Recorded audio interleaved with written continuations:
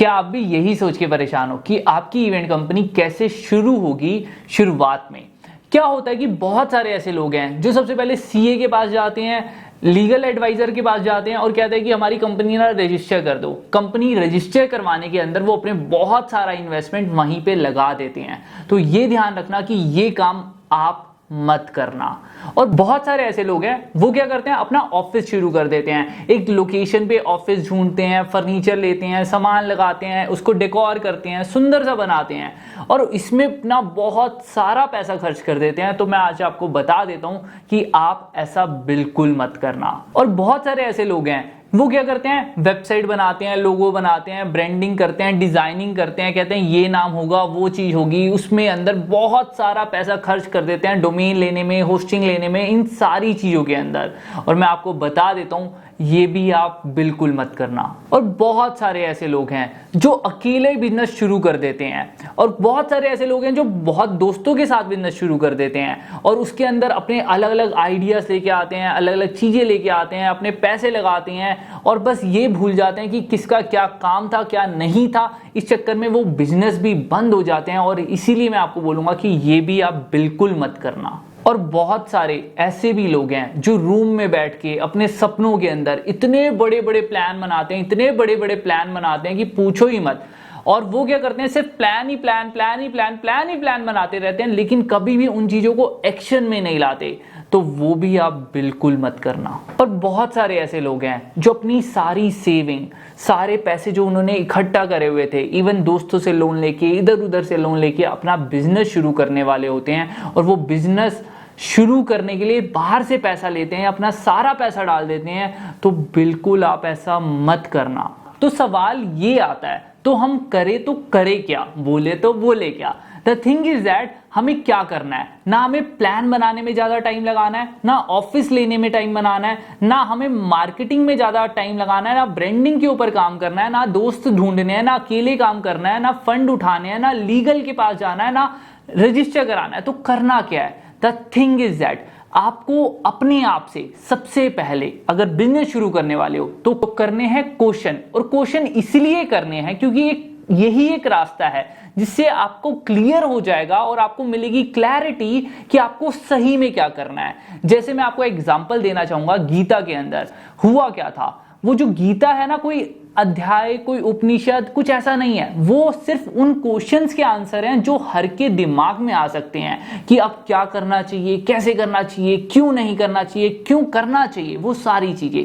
So the thing is that सबसे पहले हमें अपनी कंपनी शुरू करने से पहले हमें पूछने हैं कुछ क्वेश्चंस। और वो क्वेश्चंस क्या हैं वो एक बार देख लेते हैं। जैसे कि अगर मैं आपको एग्जांपल दूं कि डॉक्टर है, अब वो डॉक्टर ट्रीटमेंट के लिए दवाइयां लिख के देता है। वही डॉक्टर, कुछ डॉक्टर होते हैं जो सर्जरी करते हैं, जिनको हम सर्जन बोलते हैं। कुछ डॉक्टर होते हैं सिर्फ दांतों का इलाज करते हैं, डेंटिस्ट बोलते हैं। या फिर हम कोई स्पेसिफिक डॉक्टर, कार्डियो का हो गया, अलग अलग डॉक्टर।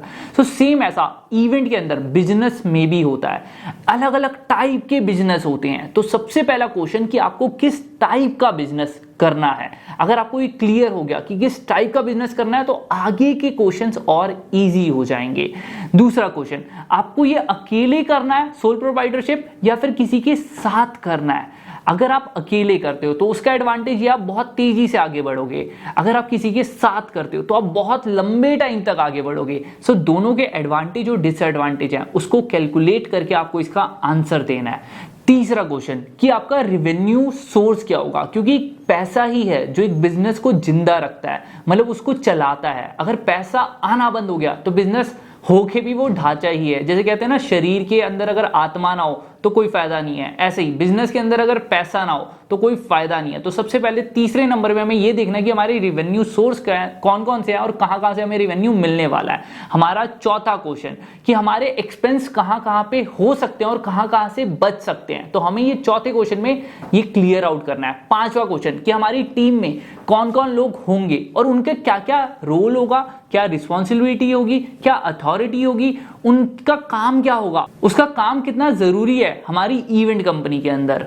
हमारा last but not least sixth question वो ये कि हम मार्केटिंग कैसे करेंगे, क्योंकि एक मार्केटिंग ही एक रास्ता है जिसके थ्रू आपको नए कस्टमर मिलने वाले हैं, राइट।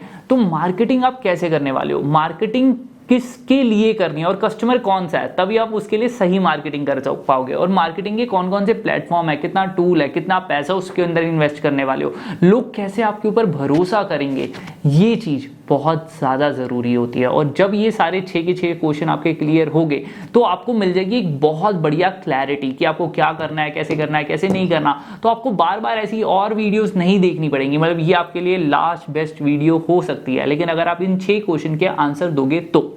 उसके बाद बात आती है कि अगर हमारे पास क्लैरिटी आ गई, ठीक है, अभी हमें क्लियर हो गया कि अच्छा ये करना है, तो कहने का मतलब यह है कि हमें अगर बिजनेस शुरू करना है तो सबसे पहले चाहिए सिर्फ और सिर्फ क्लैरिटी। जब हमें ये 6 क्वेश्चन के बाद क्लैरिटी मिल गई तो उसके बाद हमें चाहिए होता है और कुछ, और वो क्या है, उसके लिए आप हमारे चैनल को सब्सक्राइब करो। नेक्स्ट वेडनेसडे हम आएंगे इसी तरह और उसके ऊपर बात करेंगे कि नेक्स्ट स्टेप क्या होता है, आफ्टर द क्लैरिटी हमें क्या चाहिए होता है, हम वो डन करेंगे और आगे बाकी सारी चीजें डन करेंगे और फिर अपना बिजनेस शुरू करेंगे, जिससे चांसेस ये होगा कि आपका बिजनेस फेलियर की जगह सक्सेसफुल बन सकता है। और अगर आप ये फॉलो नहीं करो तो कोई दिक्कत नहीं, जैसा चल रहा है वैसे चलने दो। सो इसी के साथ पढ़ते रहो, आगे बढ़ते रहो। हम मिलते हैं आपसे next Wednesday. This side Piyush, bye bye.